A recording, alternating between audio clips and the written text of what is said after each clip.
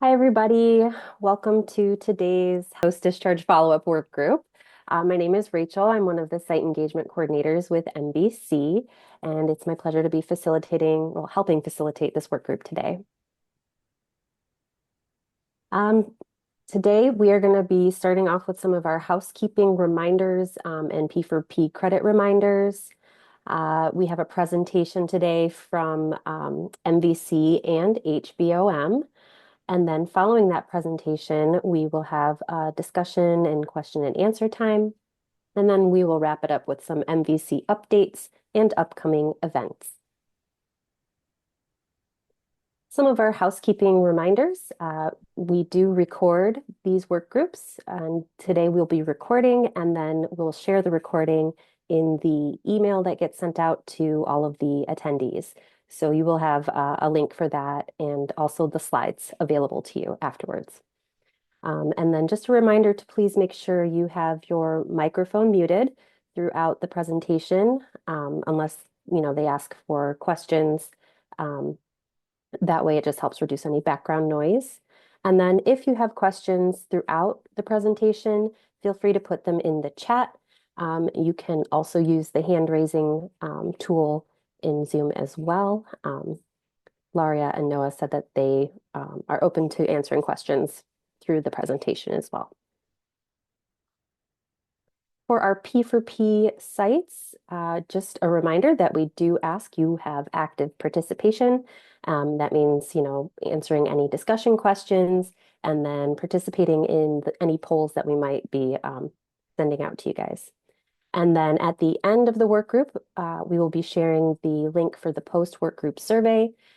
This link or the survey is required for all of our P4P participating sites to get your engagement points, but it is also a great feedback tool for us. So even if you do not participate in P4P, we would love you to fill it out and give us your honest feedback on the work group today.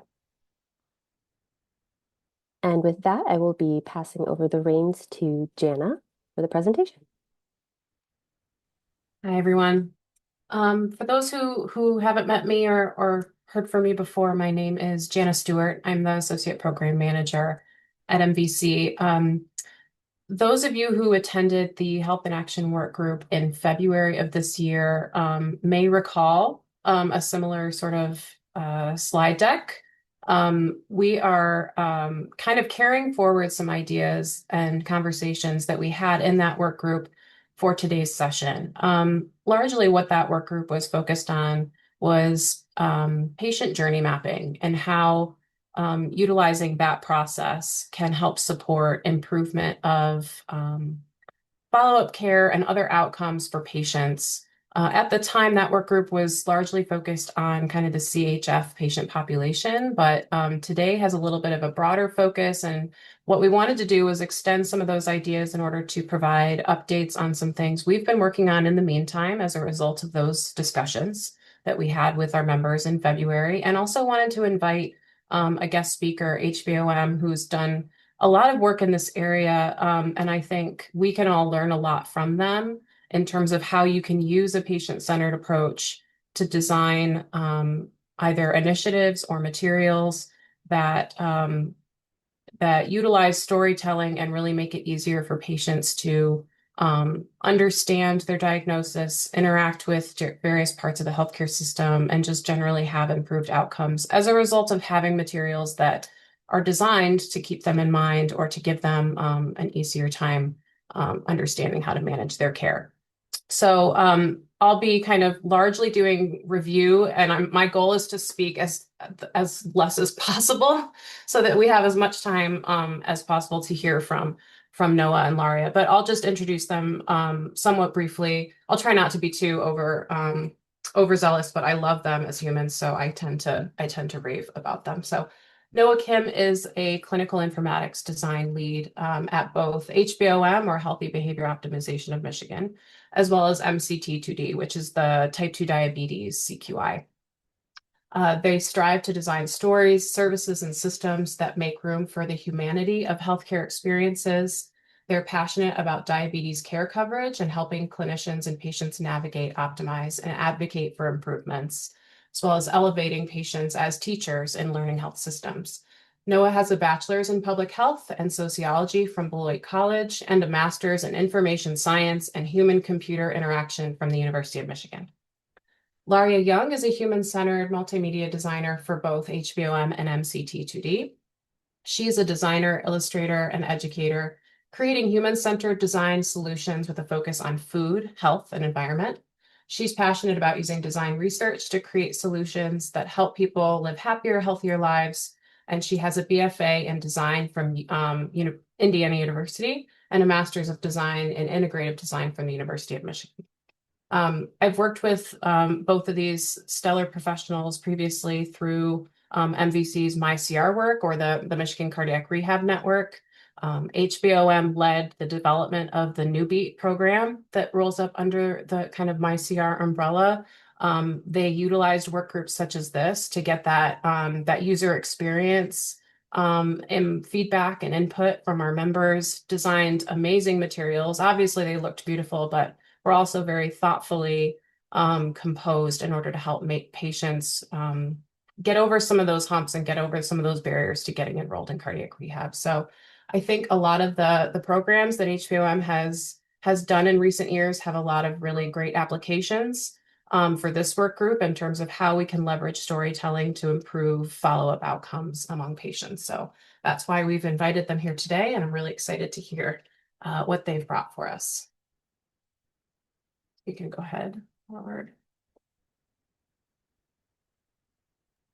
Okay. So just as a kickoff level set for our conversations, just the nature of discussing patient journey mapping, patient experience, there's bound to be, examples that you might have from your own experience. Since this is recorded, we do just kind of remind you, please only share examples that you would be comfortable putting out in a public way. Please don't mention any specific details about patients that can be connected back.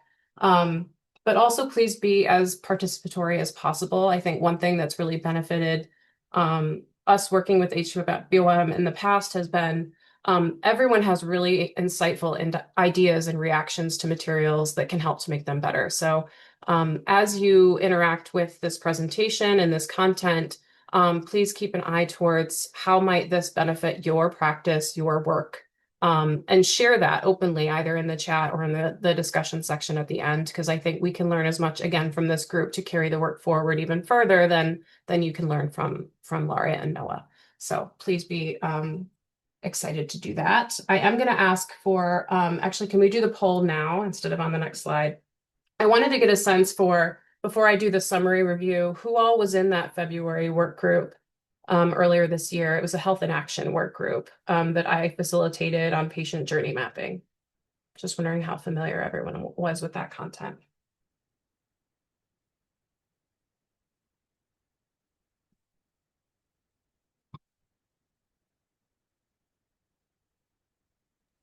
All right, looks like that.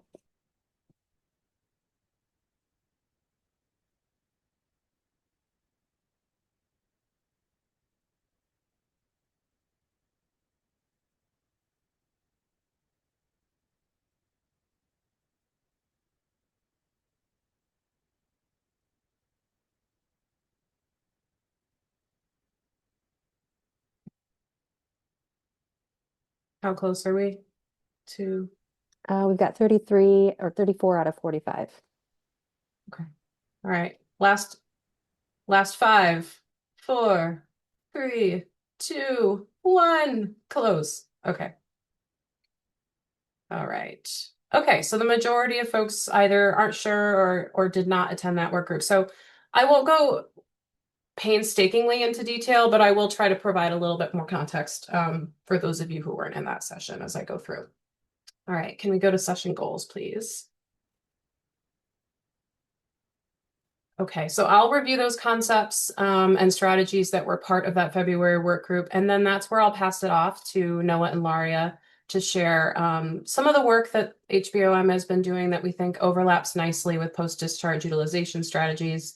And then as part of their presentation and then in the discussion afterwards, I think we'd like to open it up to the group to discuss how these resources and strategies could be adapted or used as is within your own patient populations to help you optimize that care. I feel like I need a little doop button, advanced sound. Okay. So the last work group, like I mentioned, was focused on something called patient journey mapping. What is that? It's essentially taking a very large kind of zoomed out view of what a patient's experience is and interaction is with the healthcare system. So it's not typically restricted to one specific interactive experience or one visit. It's really looking at the patient's full journey as they manage whatever diagnosis or procedure from beginning to end. So not only what interactions are they having with the healthcare system, but what is that patient having to do on their own outside of those visits or conversations? What other providers might they be interacting with? And how do they feel about that experience? Are there things about the experience itself and the emotions that it elicits that impact or moderate what they do next? So I know most of the folks on this call are likely familiar with doing things like fishbone diagrams, as far as PDSAs, things like that. All of these things, including patient journey mapping, are QI tools. They're just focused on different things. So whereas a fishbone might be trying to kind of get at a root cause of a specific problem, the goal of patient journey mapping really is a little bit different in that it's meant to gain a more comprehensive view of a patient's experience in order to help facilitate improvement across departments. So again, that more holistic view of how are they engaging with us and what are those pain points or root causes that might be showing up in different downstream outcomes. Okay, go ahead forward. So one of the big questions that comes up as a result of doing a patient journey mapping is, of course, what are the key barriers that are impacting a patient's ability to keep up with their medical care? This can result in a pretty lengthy list of what it could be. I think the challenge in doing this process is figuring out of those things, what are in a hospital or a provider's control to support and alleviate. And I think oftentimes there is a focus on sort of the things you can do within your four walls. But I do think there's sort of a gray area between the patient not being in the building and being in your building where you can have some support and some materials that they can interact with outside of the health system that help to make their health system experiences more beneficial or more seamless for them. When we did this work group previously, again, we were focused on CHF largely, but some of the examples of some of the barriers that we were talking about included whether or not patients were getting the most out of those follow-up visits where they were trying to cover a lot of information. We can go to the next slide and I'll dig into that a little bit more. I think this will come up a lot in Noah and Laria's slides, but one thing that we talked about in February was this idea of information overload. It's probably not a new idea to anyone here that, that process that happens when a patient is feeling really overwhelmed by either a diagnosis or a symptom that they're managing. And the provider is kind of going through their checklist of all these things that they have to talk about in 30 minutes or however long they have with them. And meanwhile, the patient only hears or retains a really small percentage of it because they're thinking about, well, how am I going to get to my next appointment? Or maybe they're worried about other social needs that they have or other things. I think when I presented in February, I went into a little bit more detail, but there's a psychological theory called, I call it 5 ± 2, but it basically means if you're operating at kind of your average mental state, you can kind of handle 5 to 7 bits of information at a time that your brain can kind of process and store. As soon as you throw in any other wrenches, like you're tired, you're stressed, you have other things that you're worrying about, that decreases your brain's ability to retain information. And then you start to get into a place where you can really only hear 2 or 3 things and remember them. So that's where a lot of this study that I mentioned on the bottom of this slide is coming from. Patients really forget the majority of what they receive or hear in those follow-up appointments. So any opportunity that we have to either spread out the dissemination of that information or make the information more memorable by the way it's constructed will make it easier for patients to have the knowledge and information you want them to have. We can go to the next slide. One area where research has sort of confirmed that this is particularly true is those patients who are experiencing either social needs or minority stress. So those two factors in particular make it much harder for patients to operate at that sort of 5 to 7 channel load mentally. They are almost always operating at like a 2 to 3, which basically means they're thinking in that meeting about, or in that visit about their transportation, their childcare. I don't have affordable housing, or I don't have food for tonight. And so I think that's one of the nice ways that some of the screening questions that are going on that you all are collecting give you that ability to know who are those patients who might be operating at that level and might need some additional spread out of information, or might need the information presented differently so that it's easier for them to digest. We'll go to the next slide. Okay.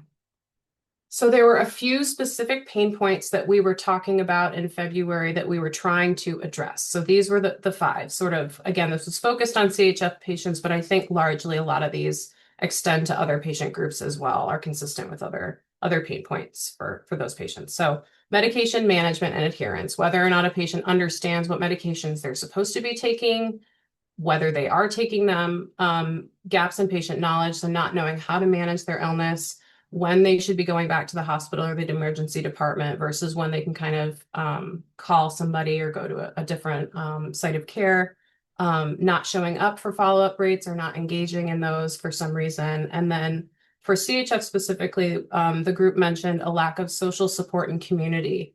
And that was kind of tied into a conversation we had about there being a lack of kind of patient support groups for that patient population. There were previously a lot more of them, I think, before COVID. But one of the things the group was sort of talking about is, you know, patients often don't see their story or see their healthcare experience in others, and that makes it harder for them to navigate or know who to go to as a peer, sort of talk about what they're dealing with outside of a medical provider. So with those pain points in mind, you can go to the next slide. We came up with a few specific strategies that we wanted the group to kind of take back and try to encourage more with that patient population. One of them was cardiac rehab, and the rationale for that was that it would provide an additional, not only is cardiac rehab obviously good for their health, that's a no-brainer, but it also provided an extension of the care team that would have eyes on that patient, that would be able to document how their management is going, check in about medications, again, spread out the opportunities for being able to deliver information and help that patient manage their care. And the second strategy was to find new ways to share complex information with patients so that they felt empowered to manage their health. And the way that we framed that strategy was using storytelling more frequently in patient materials or patient outreach, so that it would simplify the process of storing that information in their memories. It would be more memorable, and they would be able to see themselves and their scenarios in those examples, so they can do some sort of future planning for those scenarios that might come up that make it harder for them to show up for a follow-up appointment or manage their condition effectively. Okay. The next 2 slides, I honestly feel like we can just breeze through because that whole work group is recorded. If any of what I'm saying seems interesting to you and you'd like to learn a little bit more, you can go to MVC's YouTube channel and watch the February 2025 Health in Action recording for 40 minutes of it, or however much you want. But the next 2 slides are really just connecting those dots of why those 2 strategies that are listed here, how they connected back to the pain points. But really the main takeaway is that cardiac rehab helps to expand those touch points with the patient so you can spread out or reiterate information. And the storytelling approach is to help with the idea that just because you've provided them the information doesn't mean they received it or retained it or remembered it when it matters. So with that, I will just provide a little brief update about something that MVC has been working on since we had the February work group. You can go forward, Rachel. So one idea that we latched onto following the breakouts in February was this idea that we might need some additional um, resources and support for medication management specifically. There has been the formation of a new sort of effort under my CR, but it's largely focused on understanding what medication management and adherence looks like for it was initially focused on CHF populations, but it's now expanded to kind of all patients who attend cardiac rehab. Again, I know this isn't necessarily as applicable to a diabetes or COPD population in that it's under my CR, but that group is going to be looking at doing provider and patient interviews, some surveys, and then ultimately developing some medication resources and tools that can help patients who are managing um, a variety of different conditions to understand what those medications are, and have consistent language between providers in terms of how to discuss that kind of holistic um, uh, the prescription that they have. So that's going to be going on. If anyone on this call is interested in nominating or suggesting folks that might be really good from their own institutions to participate in something like that, or if you have input yourselves on specific resources or questions that commonly come up with your patient populations around medications, we'd love to talk to you and learn a little bit more so that whatever tools we end up developing early into middle of next year-ish are kind of tailored to what the group is most interested in seeing. So if you are interested in that, just throw it in the chat or email us afterwards. And with that, I will stop talking and turn it over to our guest speakers, Noah and Laria, to help tell us how some of the storytelling, the practice of using storytelling has played a role in how they develop their materials. Thank you so much, Jana. Thanks for the introduction, and thank you all for giving us some of your time to share about our projects. I didn't include a title slide, but what Jana just said would be a great title. I'm going to dive right in. As Jana mentioned, and spent some time talking about the impact of information overload, I think that was something that we encountered right away when we started conducting patient one-on-one interviews to explore the idea of increasing rates of cardiac rehab adoption among patients who either have chronic heart failure or have gone through kind of cardiac events that put them in a place where cardiac rehab is the next step in their healing. So I wanted to share this story, and I'll be sharing a few other patient stories. And thank you for being mindful of them and giving us space to share patient voice. So for this patient, John, he talked about, having a very serious heart attack, a widowmaker, his whole life kind of turning upside down. And then in the inpatient process, encountering this just overwhelming bunch of paperwork that he got, and how disorienting that was.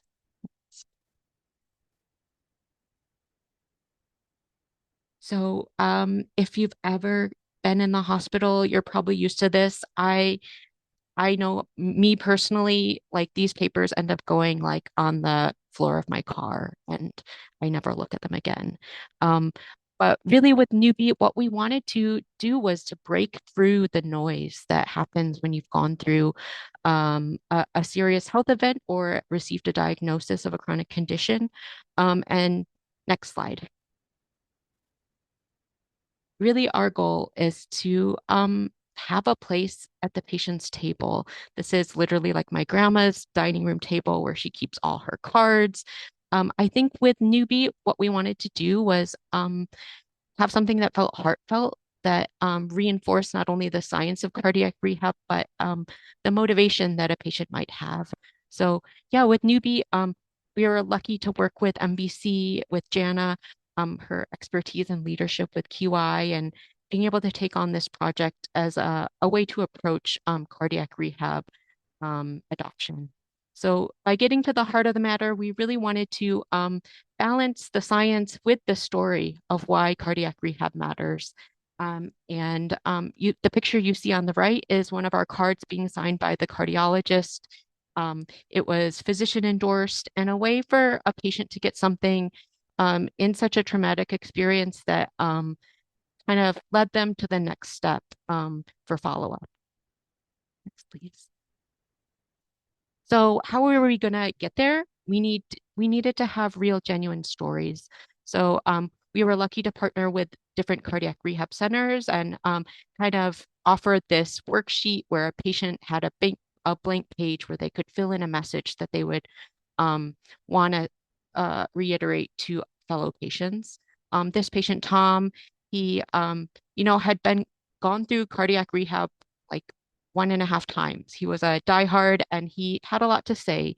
And I think just seeing those words, I know how you're feeling, I've been where you are, that really stood out and was a real like North Star for us as we were designing these cards. Next slide. Um, we were able to make a series of resources and offer them to different health systems. I know there are a couple people, at least on this call, who maybe had gotten some new materials for their health systems, and it was shown to really support patient understanding and to have a more effective and confident referral process, both for patients and for the physician. And we have a template here of that worksheet. And I'm also going to put in a link because we won't have enough time today to talk about basically how you implement a project like this. But we have a video, and Laura Meest, who's on the call, her team was, one of the shining stars and able to really get this off the ground by doing the important work that you all do by connecting to people in the know at your health systems and really making these projects happen. So we really appreciate that you're able to do that and hope that kind of templates and tools like the ones that are on that page and future tools that we'll be releasing for reuse will be helpful for you to go from knowing that the patient story matters to actually engaging and having end results. Next. We want to spend some time talking about this project that we're working on right now called Heart to Heart. We got some funding from the Frankel Cardiovascular Center at Michigan Medicine, and it's really an earnest attempt to get patient stories that can be used and reused that provide a firsthand look at what the process is like to go through cardiac rehab and why it might matter on an individual level. So again, we're partnering with MVC, BMC2, and the Michigan Cardiac Rehab Network to make sure that these stories are accessible, reusable, and available to patients who might not otherwise have interaction with a liaison or someone else who had been through cardiac rehab. Next. We know that cardiac rehab, really any health condition, isn't one size fits all. People want to, see someone, hear from someone who's gone through something similar to them, and that requires really getting stories from people from across Michigan who've experienced similar kind of health events and how they navigate it as a way to motivate and get a patient to say, yes, I'm going to take care of myself. I'm going to take this next step in my care. Next slide. So again, our goals are to collect diverse patient stories as part of Heart to Heart and provide them in a reusable way for advocates of cardiac rehab, for patients, for clinical teams and health systems. Next.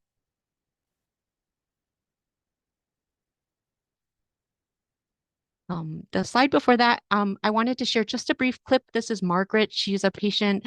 I thought she was a really incredible example of someone who was reluctant to engage with the health system. She talked about how, if you ask anyone in her family, they would say, "Oh, I don't exercise. Margaret doesn't exercise." But cardiac rehab really changed her life. So if you wouldn't mind pressing the play, if it will play.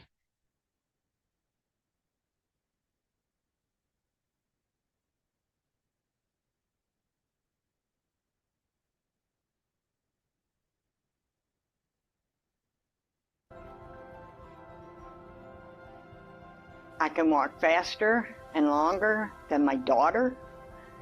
My grandkids, I poop them out. Grandma, slow down, slow down. Like, nope, I gotta keep going. And the thing is like, I didn't want to do it, but I knew I had to do it. I knew I had to do it. Otherwise, I wouldn't be here because it could have hit again. And they tell me when I go in, you can tell I had a heart attack, but everything is much stronger. I am much stronger for doing this. Okay. Oh, you can stop it there. But that's just an example of kind of a testimony that shows that you can really change and you can really benefit from something like cardiac rehab. So our process, a little behind the scenes, there's Mary, Laria, myself, and Robin, our videographer, and we go into cardiac rehab sites and set everything up, do the consent forms, any kind of surveys, and when requested, we have like guides if a peer-to-peer type interview is more appropriate. But we've really loved doing this, and I think next slide will show our first, oh, where we've been. Yeah. So in June, we were in Saginaw with Covenant Health, September, Coralwell East and Farmington Hills. And then we have two other pending sites to wrap up a year of this project. You see Margaret there.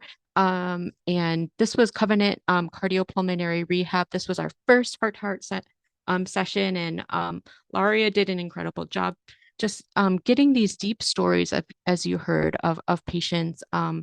James on the right is a chronic heart failure patient. And so really diverse stories from patients who've, had heart transplants, had heart attacks, and all kinds of conditions that have led them to choose cardiac rehab. This is Corwell Health East, which we wrapped up earlier this fall. You see the patient with her dog, Marcia and Gordy. And then on the right is Mary, who actually works for BMC too. And that's her mom, Lynn, who went through cardiac rehab. So it's been really, really fun and really impactful to get to be on the ground at some of these rehab facilities to talk to patients. And I think it's really incredible a way to approach QI work. Next slide. So we also collect patient stories through an online forum, through Qualtrics, as well as a platform that allows us to collect audio recordings. And so that's a way to kind of scale this project and offer it to more sites and in a way that might be more convenient to patients. Next slide. So if you'd like to stay in touch about Heart to Heart, you can follow that link. And we'll also be releasing updates as things like our templates become more available. We're right in the middle of the project, so we'll have more to share out about best practices for implementing. But just wanted to share that as an example. We're really, really happy that that some of the CQIs have really invested in this partnership to tell more patient stories. And Noah, I have a question I'd love to ask the group. Oh, yeah. Want to heal better, feel better. We were Yeah. wondering what other patient populations, obviously this project's focused on cardiac rehab and making sure patients are aware of all those benefits and that other information that might get missed during that discharge paperwork or in a follow-up appointment. But what other patient populations are high priority to this group to collect patient stories from? Because I think one of the great things about this project is we've been able to sort of pilot test a model for being able to do these site visits and other types of patient stories collection that could be taken on and used in other patient populations as well. So feel free to unmute or comment in the chat too. If you have any other questions about this project and wanting to be able to use the resources at your site, we'd be happy to provide information as well. Sepsis, I see that in the chat. Yeah. Sepsis, that's great. I know there's a big sepsis group within clinical quality at Michigan Medicine. I wonder if they've done something similar. COPD and pulmonary rehab. Thank you, Sally. Great. Burn centers. I know the CQI Inhale. I don't know if anyone is a participant in that CQI as well, but I wonder if this is something that they would be interested in running a version of as well with a COPD population. Okay. Thank you so much for sharing that in the chat. Noah, I'll turn it back over to you.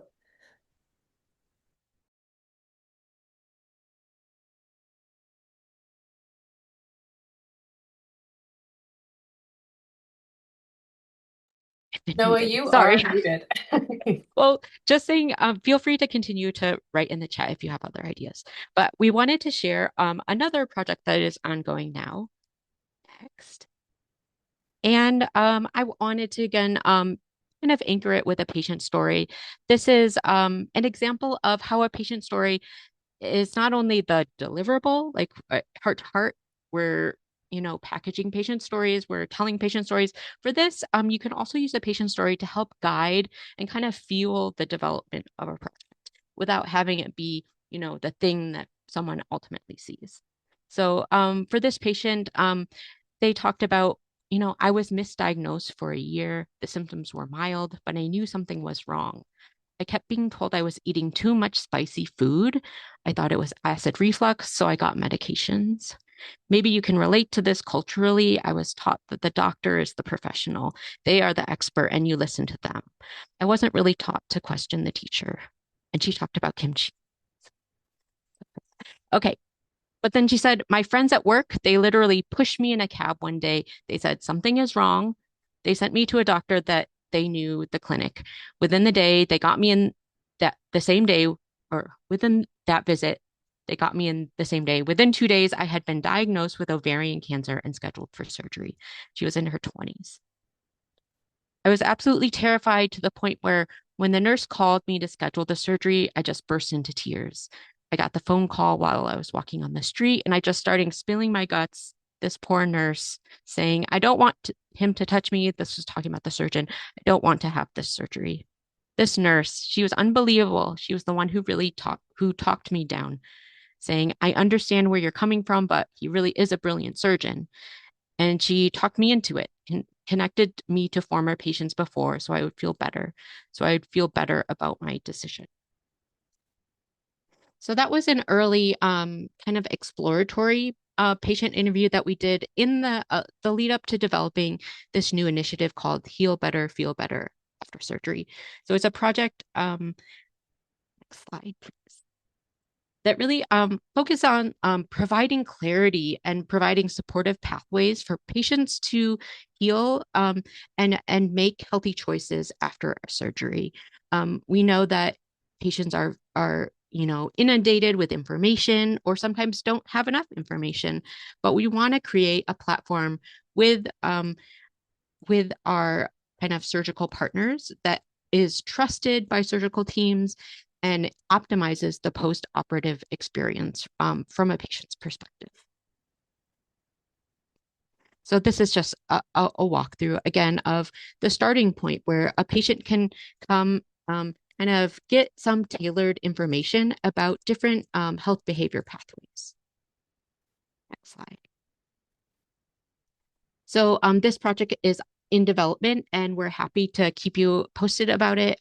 We're partnering right now closely with a few health systems, but returning back to the patient story, this is the last part of her quote, but she says, even at home, my house wasn't ready after surgery. I slept on a futon, but I wasn't supposed to be getting up and down. I came home and my friends had bought me a mattress. Oh, it's so sweet. Yeah, I think that this is an example of the way that we can think outside the box, think about the experience, and thinking about it really deeply about how someone would navigate that. Um, shows that you understand the full scope of healing for them. So, yeah, thank you. Thank you, Noah. That's really great story examples and I think some really great ideas for folks to take back to their sites to possibly pursue these kind of programs there. We're going to move on to our discussion in question and answer time. So if anybody has any questions that they've thought of throughout, you can feel free to put them in the chat, or you can raise your hand and we will call on you.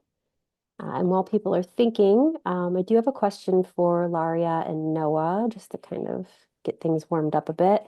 Um, are there any like first step suggestions that you guys might have for sites that are interested in pursuing a program like this?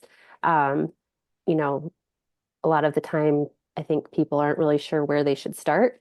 So if you have any tips on that, that would be great to share. Yeah, absolutely. And Rachel, are you thinking like heart to heart and patient stories collection specifically for that? Yeah, I think because you guys have had the most experience with that for sure. But even if it's like, if they want to try and start a patient, story program at their site, if you have any tips, that would be great. Yeah, I think um really, I feel like it sounds overwhelming, I think, sometimes to start patient story collection like this. And one of the things that I've certainly learned through this process is that really there are so many patients, at least that we've experienced in the cardiac rehab space, who are so excited to share about their experience, to take that time to get into the car and drive to the site, and be actively engaged, that it was actually way easier than I thought it was. And I think that patients really also, not only did we, as sort of the collectors of these stories, get that beautiful outcome from them, we also saw that the patients really enjoyed being part of that process. And so, really, the way it's looked is our sites have just reached out to patients and said, hey, we know that you have completed cardiac rehab in this specific case, that you've had this experience. Would you be interested in sharing that? And then, other than that, it's really been just having a conference room booked out and using, consent forms, just basic consent forms to make sure you have permission to share their story and, of course, any specific health information that they choose to share within those. So I think a great place to start is just, we're happy to share a list of this, but just basically reaching out to patients and finding ones who are interested in participating. We do have a Qualtrics form that we've created and paper templates as well. I think Noah shared an example of that in the slides that you can send out and deliver to patients. And then for us on the MCT2D side, we do have a patient advisory board for our, collaborative as an organization. I know some sites may have their own patient advisory boards or patient boards as well. And that's such a wonderful place to be able to collect these stories. And a really easy place to start is just to, if you have one, give them that printed sheet and ask them to fill it in with ideas of what they would want to share with other patients. If you don't, want to worry about the filming and editing and all of that goes into that piece. Thank you, Noah. I realized I forgot to do the poll question about who currently has some sort of storytelling or patient voice mechanism. Is it too late to do the poll No, I now? can I'd do be it. curious. Yeah, I'm going to launch it right now. Anything's changed since February? Yeah. Oh, this is slightly different. I guess I'm mainly wondering if anyone does the videos. Advisory councils. And I see a question from Lisa in the chat that I can respond to while people answer the poll. So are we doing TikTok type videos for patients? I love this question because we actually had one patient bring in her son and he actually did like a TikTok dance that we have recorded because it was something he did as a celebration for when his mom would finish some of her cardiac rehab sessions. And we loved that. So our goal with Heart to Heart is really to take these like longer form interviews that we've collected and cut them up into all sorts of various use cases. So some of them will be maybe what you're more used to traditionally seeing in a medical setting, like a longer video with an interview. And then some of them we do intend to cut into shorter segments and make more sort of TikTok format friendly, I suppose, more like sound bites and things like that, because we do think that can be really engaging. And we want to leave it open-ended for our sites that participate in MyCR to be able to use this content as they see fit. Awesome. Thank you. Looks like we have 26 people who have answered out of 43. Do you want me to just end the poll? 5, 4, 3, 2, and 1.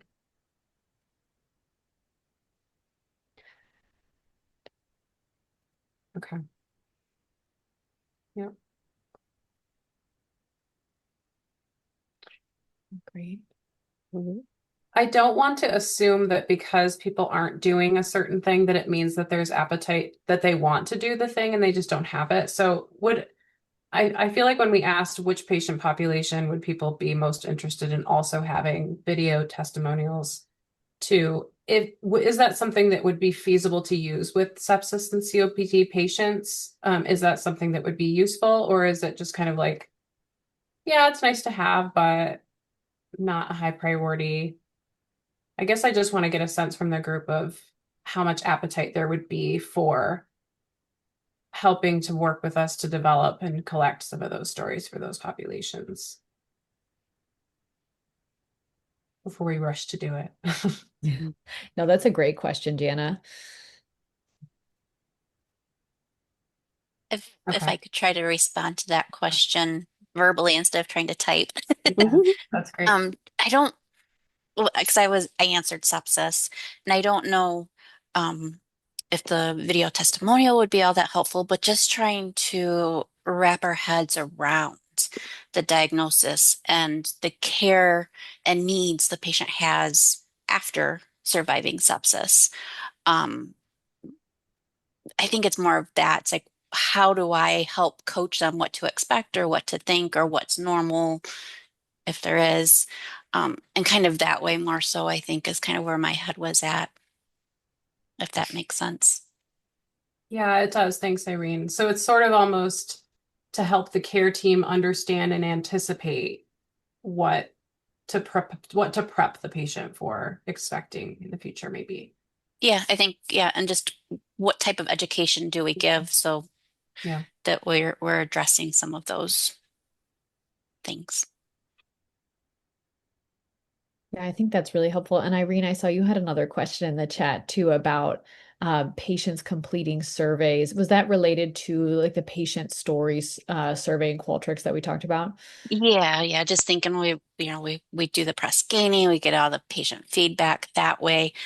Yeah. It's not uncommon to have complaints that the press gaining survey is too long. And honestly, our survey is just the required questions. We have one additional question in there.